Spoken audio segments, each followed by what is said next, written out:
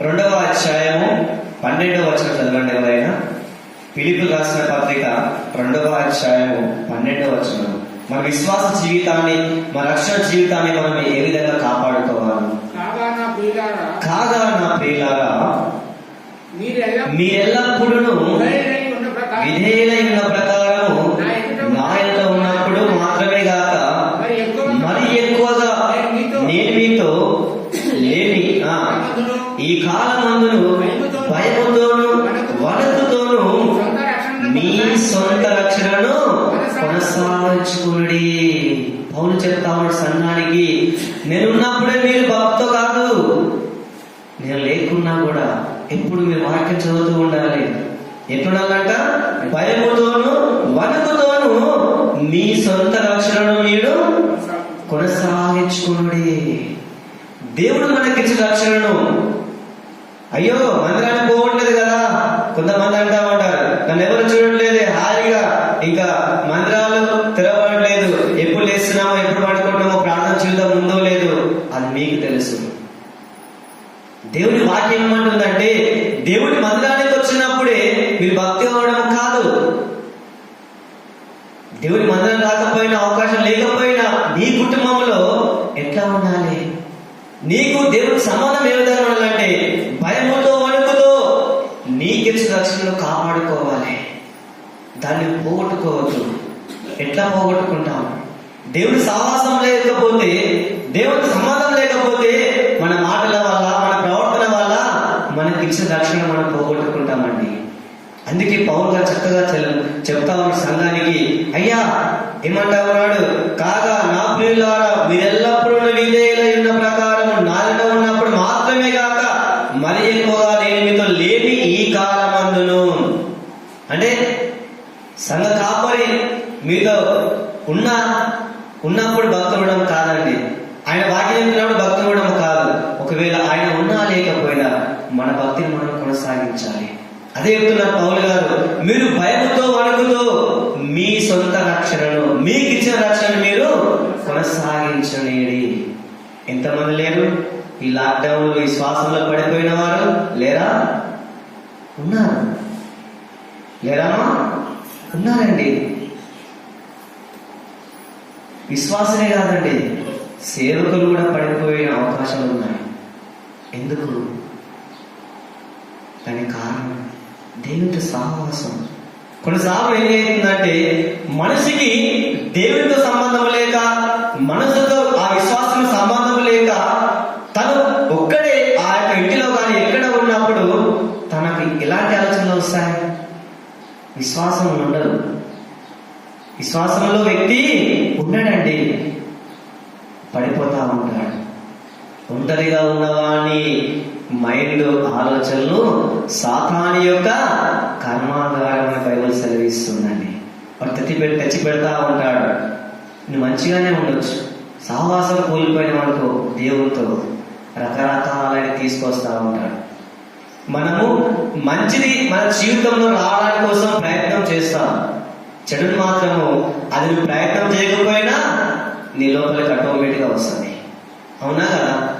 చెడు మాత్రము నీ లోపలికి ఆటోమేటిక్గా అదే నీ లోపలికి వస్తుంది. అందుకే దేవుడి వాక్యం ఏమని తెలుస్తుందంటే,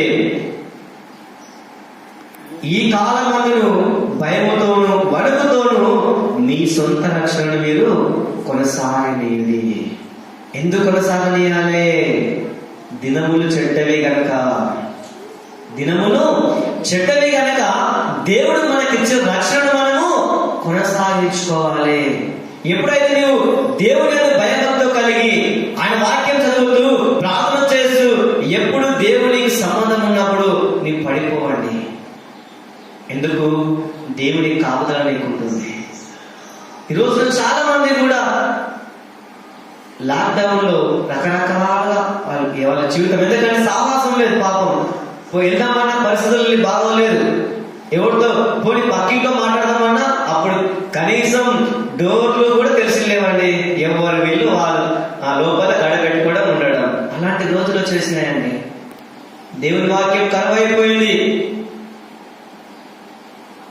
మందిరానికే చాలా మంది రావడం అంటే చాలా ఇప్పుడు ఫోన్లు యూట్యూబ్ లో వస్తా ఉన్నాయి. ఎవరు అంత శ్రద్ధ పెట్టి వాక్యం వింటున్నారండి కదా? ఒక్కటి కొట్టమంటే 10 మంది మెసేజ్లు వస్తాయి, ఎవరు చూడాలో కూడా తెలియదు. అట్లా కొంతమంది ఉంటారు. ఎవరు ఏమైనా కూడా భక్తి అనేటువంటిది వ్యక్తిగతం. భక్తి అనేటువంటిది వ్యక్తిగతం. నీకు మందిరానికి వెళ్ళాలంటే సమయం ఉన్నా లేకపోయినా నీ భక్తిని నువ్వు కాపాడుకోవాలి, నీ భక్తి నీవు కొనసాగించుకోవాలి. భయముతో వణుకుతో నీవు కొనసాగించుకోవాలి. ఎందుకు? దేవుడు చూస్తున్నాడు, ఒక స్పృహ కలిగి నువ్వు ప్రవర్తించాలి. దేవుడు చూస్తున్నాడు. ఒక రోజు ఆయనను లెక్క అప్పచెప్పాలి. నేను ఒక రోజు ఆయన లెక్క అప్పచెప్పాలనే భయంతో నీవు నీ యొక్క భక్తిని, నీకు ఇచ్చిన రక్షణ నీవు కొనసాగించాలి. అందుకే దేవుడి వాక్యం ఏమంటుంది? దినములు చెడ్డవి కనుక మీరు సమయమును పోనీయక సద్వినియోగం చేర్చుకొనొచ్చు, అజ్ఞానుల వలె కాక జ్ఞానుల వలె మీరు నడుచుకోవాలి. ఇప్పుడే అసలైన ట్విస్ట్. నీ భక్తి జీవితం తెలిసిపోతుంది. అన్యుల మధ్య నీవు ఎట్లా జీవిస్తావు? మందిరానికి పోయే అవకాశాలు లేవు. నీవెట్లా జీవిస్తున్నావు నేను గమనిస్తా ఉంటారండి లోకంలో ఉన్నవారు. ఆమె మందిరంకు వెళ్ళేటప్పుడు, మందిరంకు పోయేటప్పుడు చాలా చక్కగా ఉండేది. ఎప్పుడైతే మందిరంలో మూతపడ్డాయో ఆమె జీవితం మీద నేను చదువుతా ఉంటాను. అందుకే అజ్ఞాన వల్ల కాక జ్ఞానం వల్ల మనము విశ్వాసులైన వారు నడుచుకోవాలి. ప్రతిదీ గమనిస్తా ఉంటారు. నువ్వు ఎట్లా మాట్లాడుతున్నావు, నువ్వెట్లా ప్రవర్తన చేస్తున్నావు. క్రైస్తవుని జీవితము తెరిచిపెట్టిన పుస్తకం లాంటిదండి. లోకంలో ఉన్నప్పుడు ఎవరు పట్టించుకోరు. లోకంలో ఉన్నప్పుడు ఎవరు కూడా అడగరు అసలు. ఎప్పుడైతే నువ్వు దేవుడు నమ్మకుండా చూసావా అప్పుడు లెక్క కడతారండి. అడుగు కూడా లెక్క కడతారండి. అడుగు కూడా లెక్క కట్టే వాళ్ళు కూడా ఉంటారు. ఎక్కడ కూడా మనము వాళ్ళకు జాగా అనడానికి జాగా ఇవ్వదు. ఎవరి చేత మనము ధృవీకరించబడకుండా మన ప్రవర్తన మనం జాగ్రత్తగా చూసుకోవాలండి. అందుకే దేవుని వాక్యం అంటే దినములు చెడ్డవి గనక మీరు సమయమును పోనీయక సద్వినియోగము చేసుకొనొచ్చు, అజ్ఞానుల వలె కాక జ్ఞానుల వలె నడుచుకోవాలి. ఎలా నడుచుకోవాలి? ఎలా మనము నడుచుకోవాలి?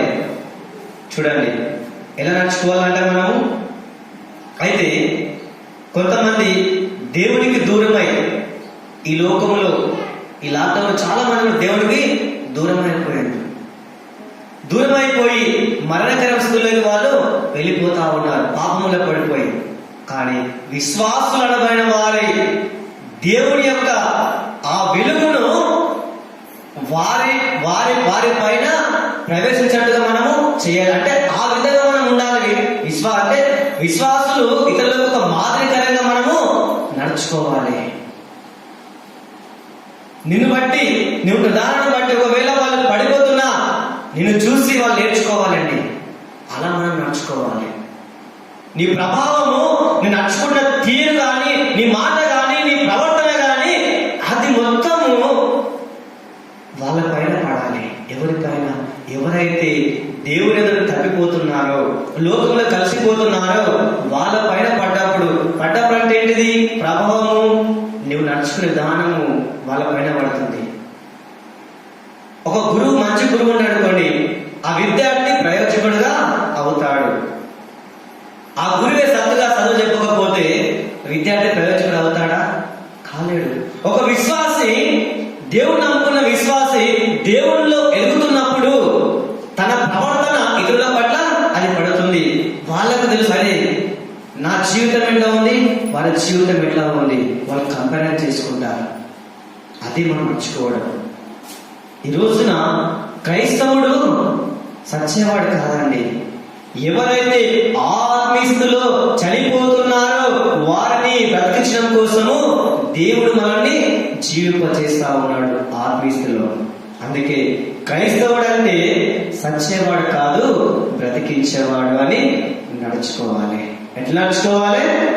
క్రైస్తవుడు అంటే ఆత్మీస్తులు సత్యవాడు కాదు కానీ బ్రతికించేవాడు. మనం బ్రతికించే వాళ్ళమండి. బ్రతికించేవాడు దేంట్లో? ఆత్మీయ జీవితంలో. పడిపోతున్నప్పుడు నీ పక్క వారి పడిపోతున్న వారిని నీవు లేపేటట్టుగా నీవు ఉండాలి. కానీ ఒక గొర్రె పడిపోయిందని చెప్పేసి నీవు కూడా ఆసక్తిలోకి వెళ్ళకపోవద్దు. అందుకని ఏమంటాడు ఇక్కడ దేవుని వాక్యము, మీరు అజ్ఞానుల వలె కాక జ్ఞానుల వలె మీరు నడుచుకోనండి. జ్ఞానంతో మనము నడుచుకోవాలి. అదే మరి ఎప్పుడు ఎవరితో మనం ఎలా మాట్లాడుతూ ఉన్నాం, ఎలా మనం ప్రవర్తిస్తూ ఉన్నాం, మందిరంకి రావడానికి సమయం ఉన్నా లేకపోయినా, ఏదైనా ఏ పరిస్థితులు ఉన్నా కానీ మనము ఇతరులతో ఎలా సంభాషణ చేస్తూ ఉన్నాం. కొంతమంది మందిరానికి వస్తేనే ఆ సంభాషణ ఉంటుంది, ఆ ప్రేమలు ఉంటాయి. ఇంకా మందిరానికి రాకపోతే ఆ ప్రేమలు ఉండవు. చాలా మంది మనం చూస్తూ ఉంటే మందిరానికి వచ్చినప్పుడు ఎంతో ప్రేమగా మాట్లాడుకుంటారండి. మళ్ళీ ఎవరింటికి వాళ్ళు వెళ్ళేటప్పుడు కలిసినప్పుడు అస్సలు మాట్లాడుకోరు. ప్రేమ ఏడ ఉంది? సహోదరి ప్రేమ ఏడుంది ఇంకా కదా. మందిరానికి వస్తున్నప్పుడే కాదండి, రాకపోయినా ఒకరి కష్టాలు ఒకరు పాలు పంచుకోవాలి.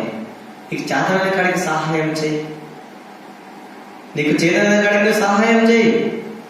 అవునా? కొన్నిసార్లు మన పరిస్థితులు బాగలేనప్పుడు నేను ఫ్రాంక్ గా చెప్తున్నానండి, కుటుంబీకులు ఎవరు కూడా సహాయం చేయరండి చాలా వరకు. కానీ ఎవరు సహాయం చేస్తారు? ఆత్మీయులు సహాయం చేస్తారండి. దేవుని ప్రేమగా సహాయం చేస్తారండి.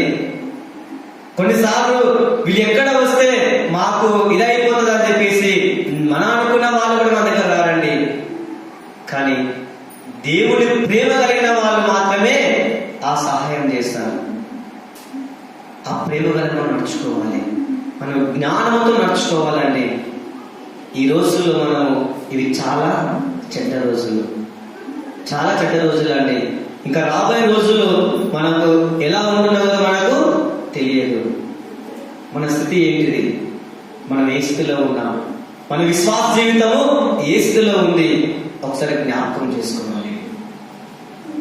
ఈ కరోనా రాకముందు మన విశ్వాస జీవితం ఎట్లా ఉండే? కరోనా వచ్చిన తర్వాత నీ విశ్వాస జీవితం ఎట్లా ఉంది? కరోనా రాకముందు నీ జీవితం బాగుండక ఉండొచ్చు. ఎందుకు? ప్రతి వారం మందిరానికి పోతున్నావు, దేవుని వాక్యం వింటున్నావు, ఆ దేవుని వాక్యంలో నీ జీవితాన్ని నువ్వు సరి చేసుకుంటున్నావు. మరి 10 నెలలు దేవుని వాక్యం కరువైపోయింది, దేవుని మందిరానికి వెళ్ళే అవకాశాలు లేవు. నీ భక్తి జీవితం ఏ విధంగా ఉంది? నీ ఇతరులతో ఏ విధంగా నడుచుకుంటున్నావు? నీ జీవితము ఎట్లా ఉంది? ఒకసారి ఆలోచన చేసినవా? లాక్డౌన్ ముందు ఉన్న విశ్వాసమే ఉందా? లేదంటే ఏదైనా మార్పు వచ్చిందా? మార్పు వచ్చిందంటే విశ్వాసం తగ్గిపోయేదాంట్లో మార్పు వచ్చిందా? లేదంటే ఇంకా విశ్వాసము రెట్టింపు అయ్యే అవకాశం వచ్చిందా? చూడండి, ఈ లాక్డౌన్ లో మందిరానికి లేని అవకాశం లేదు. కానీ ఒక్కటి మాట చెప్తానండి, ఈ లాక్డౌన్ లో ప్రతి ఇల్లు కూడా ఒక మందిరముగా అయిపోయిందండి. హల్లెలూయా! ప్రతి ఇల్లు కూడా ఒక మందిరముగా అయిపోయింది. అవకాశాలు లేదు. క్రైస్తవునికి ఆపేవారు ఎవరూ లేరండి.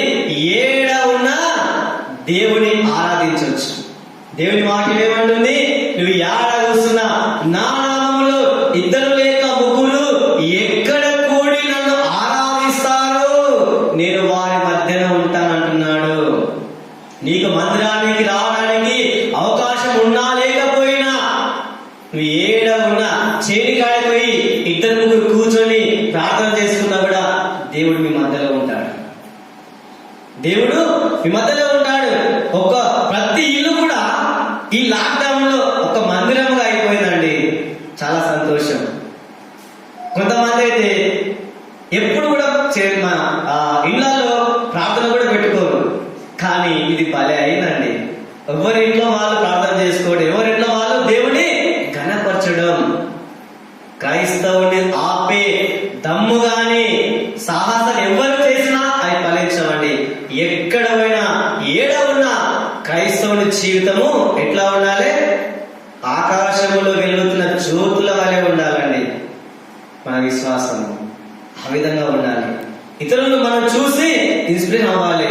అరే వాళ్ళ జీవితం ఎట్లా ఉంది, అరే వాళ్ళకు ఉన్నా లేకపోయినా వాళ్ళు ఉన్న దాంట్లో సంతృప్తిగా ఉంటారండి, చాలా సంతోషంగా ఉంటారు. మాకు ఇన్ని ఉన్నాయి కానీ మాలో ఎందుకు ఆ ప్రేమలు లేవు, మాలో ఎందుకు ఒకరిని ప్రేమించలేని గుణము లేదు అని మనం అనుకోవాలి. దానికి ఏం కారణం అండి? ఆ ప్రేమ ఎట్లా వచ్చింది? దేవుడి నుంచి వచ్చింది, దేవుడి నుంచి వచ్చింది. ఈరోజు ఈ లాక్డౌన్ లో కూడా చాలా మంది, చాలా సేవకులకు కానీ లేని వారు కానీ చాలా హెల్ప్ చేశారండి. చాలా మంది పాస్టర్స్ కూడా హెల్ప్ చేశారు, పెద్ద పెద్ద సంఘాలు కలిగిన వాళ్ళు కూడా హెల్ప్ చేశారు. ఎందుకు? ఎక్కడి నుంచి వచ్చింది ఆ ప్రేమ? దేవుడి నుంచి వచ్చింది, దేవుడి నుంచి అది వచ్చింది. మనం ఆ విధంగా నడుచుకోవాలి, ఇతరులకు ఒక మాదిరికరమైన జీవితం మనము చూపించాలి. నీకు ఎట్టి పరిస్థితుల్లో ఉన్నా కూడా, ఎన్ని ఆ పరిస్థితులు ఉన్నా కూడా దేవుడు ఎట్లా నడుచుకోవాలి? మనం ఇతరులకు ఒక మాదిరికరంగా మనము అజ్ఞానంత కాక జ్ఞానుల వల్ల మనం నడుచుకోవాలి. అందుకే దేవుని వాక్యం ఏమంటుంది? మీరు పాము వలె వివేకము కలిగి, పావురం వలె నిష్కపటమైన మనసు కలిగి మీరు నడుచుకోండి. మనం ఆ విధంగా నడుచుకోవాలి. 17వ వచనం ఏమనుంది? ఇందు నిమిత్తము మీరు అవివేకులు కాక ప్రభు యొక్క చిత్తం ఏమిటో గ్రహించుకోండి. ఆయన మన పట్ల ఆయన చిత్తం ఏమిటి? దేవుడు మనల్ని ఏ విధంగా జీవించాలని కోరుకుంటా ఉన్నాడు? అసలు మన పట్ల ఆయన చిత్తం ఏమిటి? ఎప్పుడైనా ఆలోచన చేసిందా? చిత్తం అంటే ఏంటండి? చిత్తం అంటే ఆయన ఇష్టం. దేవుడికి మనము ఏ విధంగా జీవించాలి, మనం ఎట్లా ఉంటే దేవుడు ఇష్టపడతాడు. ఇప్పుడు మనం అంటాం మన పిల్లలకు, కొన్నిసార్లు ఎట్లా అంటామంటే వాళ్ళకి చెప్తాం, అరే నీవు ఈ విధంగా ఉంటే నువ్వు నాకు చాలా ఇష్టం అంటారు. అవునా? వాళ్ళు ఎక్కువ ఇష్టపడతారు కదా. ఆ విధంగా మన విశ్వాస జీవితంలో దేవుడి చిత్తం మన పట్ల ఏమిటి? దేవుడి చిత్తం మన పట్ల ఏంటిది?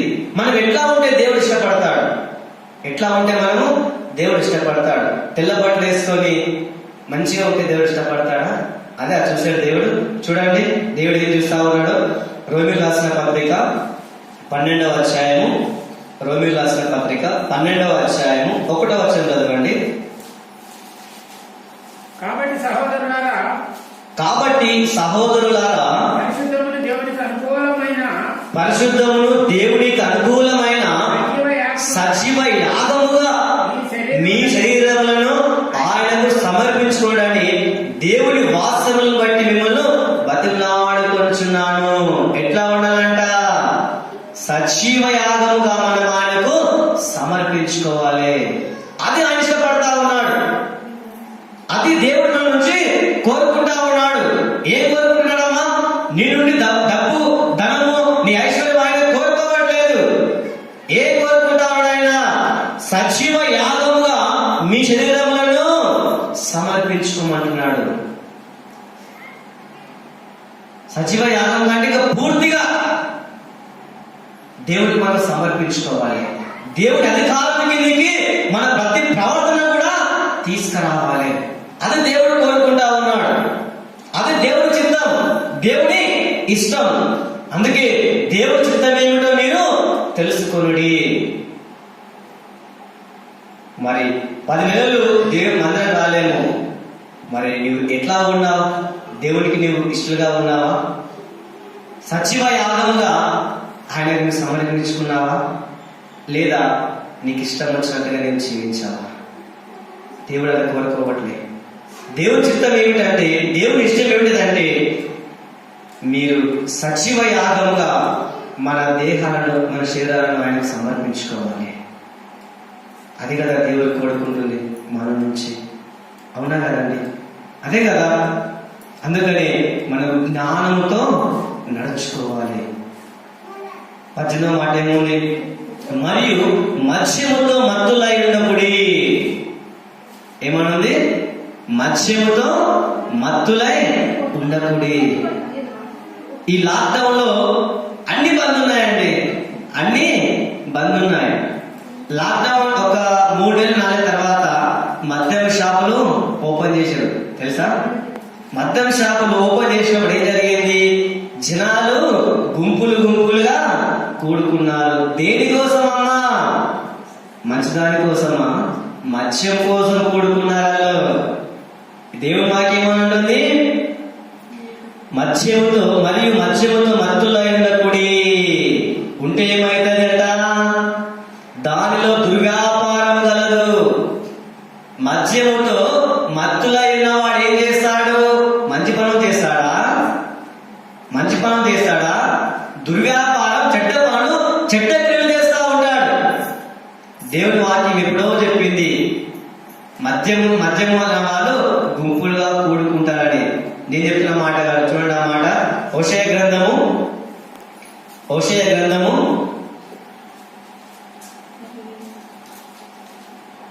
7వ అధ్యాయము 14వ వచనం చదవండి. హోషేయ గ్రంథము 7వ అధ్యాయము 14వ వచనం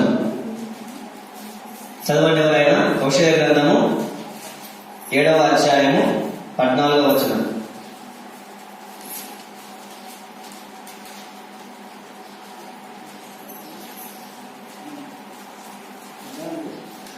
పద్నాలుగు 7:14 హోషేయ.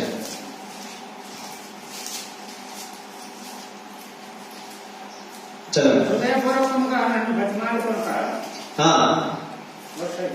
చదవండి. హృదయపూర్వకముగా నన్ను బతిమాలుకొనక శైలి మీద పరుండి కేకలు వేయచ్చు నన్ను విసర్జించిరి. దాని మత్స్యములు కావాలని వారు గుంపులు కూడుకున్నారు. ఎట్లా కూడుకున్నారమ్మా? లాక్డౌన్ అయిపోయిన తర్వాత, ఒక 3 నెలల తర్వాత మత్స్యము కావాలని గుంపులుగా జనాలు కూడుకున్నారంట. కూడుకున్నారంట అంటే జరిగిందని అక్కడ అర్థం. కూడారు చూశాము కదా, అవునా కదా? ఏమనుంది? అందుకే మత్స్యముతో మీరు మత్తులై ఉండొద్దు. మత్స్యముతో నిండిన వ్యక్తి ఎట్లా ఉంటాడు? తన కుటుంబం ఎట్లా ఉంటుంది? ఆయన ఎట్లా ఉంటాడు? ఆయన ప్రవర్తన ఎలా ఉంటుంది? దేవునితో సహవాసం లేకపోతే చాలా మంది కూడా, పురుషులు కావచ్చు, స్త్రీలు కావచ్చు అండి, అప్పుడప్పుడు మందిరానికి వచ్చు, దేవుని మాటలు వింటూ భక్తి జీవితం నడుపుతున్న వారు కూడా ఆ విశ్వాసంలో తొలగిపోయి దానికి దురాలవాట్లకు గురైన వాళ్ళు కూడా లేకపోలేరండి. దానికి కారణం దేవునికి వాళ్ళు సజీవ యాగంగా వారి దేహాలను, వారి ప్రాణాత్మ దేహాలను దేవునికి సమర్పించకపోవడమే. ఒకవేళ దేవునితో సంబంధం ఉంటే నీ కళ్ళ ముందు ఎన్ని ఉన్నా నువ్వు వెళ్ళవు. ఇక్కడేమనుంది? మత్స్యముతో మీరు మత్తులై ఉండొద్దు, దానిలో దుర్వ్యాపారం